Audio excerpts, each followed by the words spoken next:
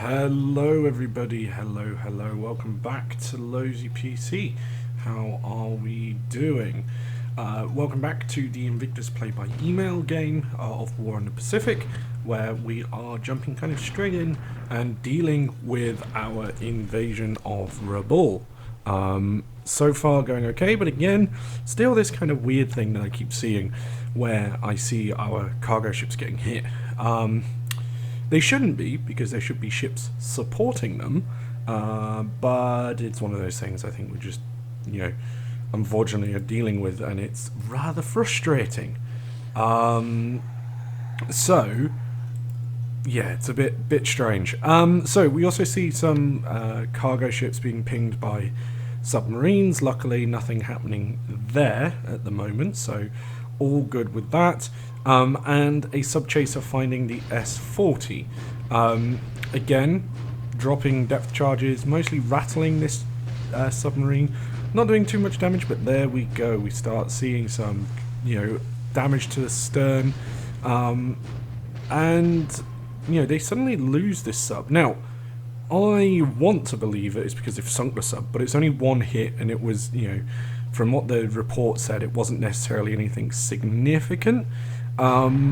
So as much as I would love to, that would, I don't think that's necessarily the case. Now, something that is going on is Balikpapan hitting mines. A couple of ships there hit some mines.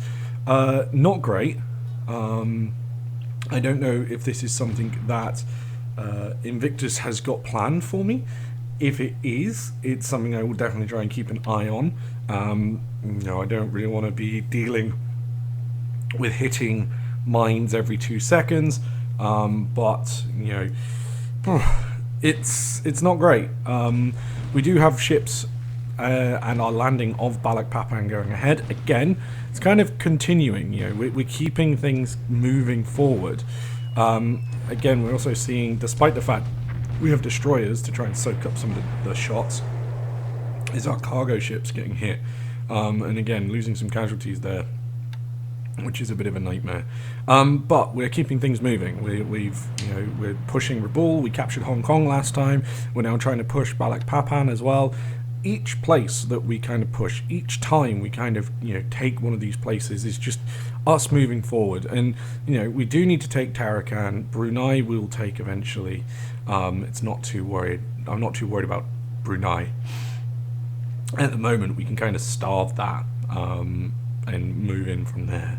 But yeah, we do have obviously these kind of key bases that we need to take. But what we've got to be careful of is we've got to make sure that we don't kind of leave them too exposed to bombing raids or to a bold play of like a landing coming back, or even we've got to be careful we're not hitting them hard enough so that if Invictus has, in the 3 weeks of gameplay that has gone on, being able to reinforce them. We don't want to end up throwing some troops there, not succeeding in the battle, losing our troops, etc, etc. So we need to make sure that we always have that kind of balance and make sure that we're kind of pushing as hard as we can.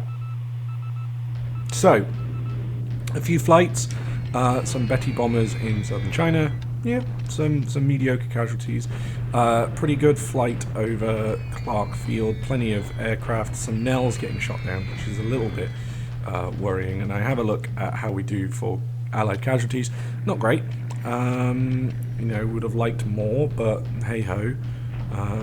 It's better than nothing.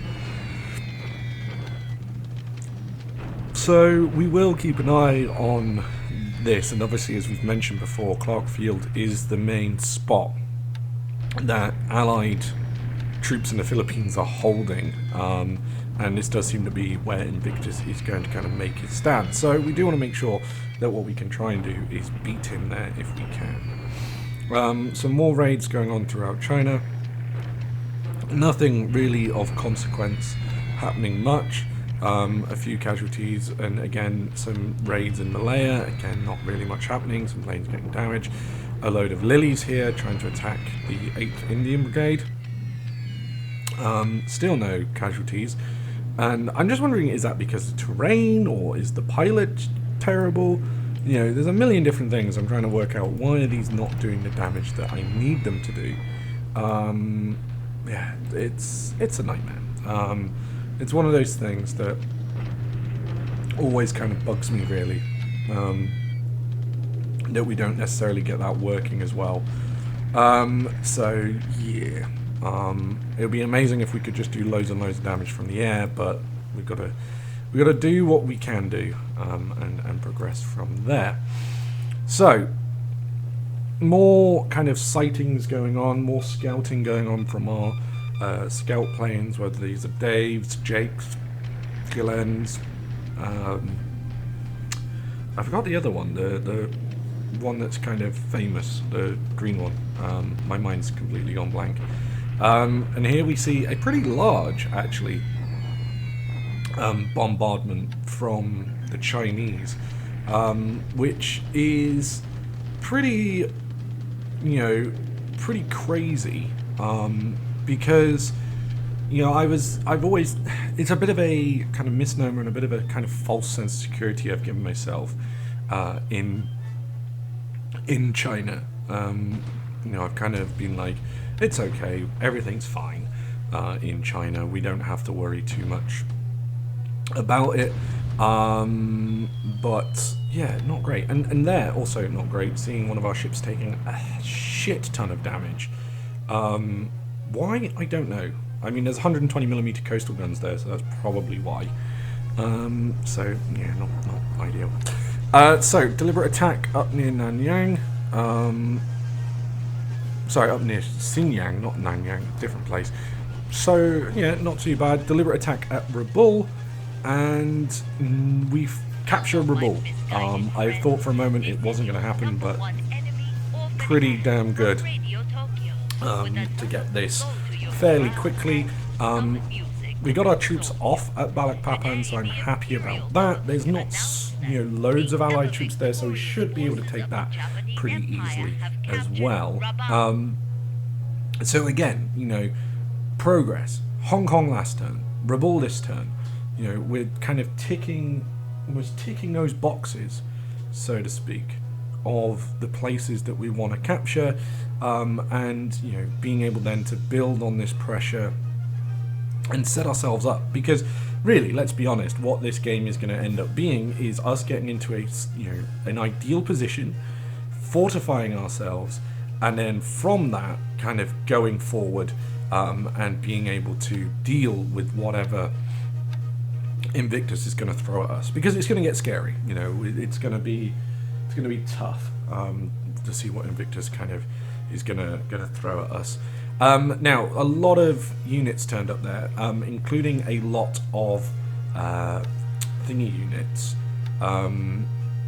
kind of base forces in the Marshall Islands and things. So what I will do over the next couple of turns, because I have forgotten recently, is we are going to make sure that we actually move some of those kind of Air Force bases and things, or Air Force companies that are on those islands, to more forward-thinking islands, and let those base forces do what they need to do. Now, just kind of having a look here at what is going on in Manila, because Manila has no one here. It is a open city, one might say. So what I was trying to do here was the strat move tactic, where basically you set one unit to strat move, and then you tell all the rest to follow a particular unit. So this time we got it following the 14th Army HQ, and basically the unit that is in strat move stays where it is. So what we're going to do is we're going to get the 21st independent engineer regiment to stay back in Manila and raise the Japanese flag in Manila, because there's nothing here, which is pretty good for us. I end up kind of messing up here, and I'm trying to move these guys along, but we seemingly can't, so we'll capture this base and move up. So this is kind of useful for us. Again, it shows that Invictus is planning his kind of defense just around Clark Field. He's kind of throwing everything he has into Clark Field to hold it, which, okay, yeah, that is a legitimate strategy that he's trying. Obviously, BT has to then fall back to Bataan once he kind of succeeds, or if he succeeds from there, and he does have a lot of troops there, so it is quite tricky for us to deal with. But I thought he would have at least attempted to put up a fight in Manila, but seemingly not. So we want to offload troops onto the Philippines as well as we go, and we'll make sure that we are loading plenty of supplies so that we can make sure people are properly fed, supplied, and ready to go. So yeah.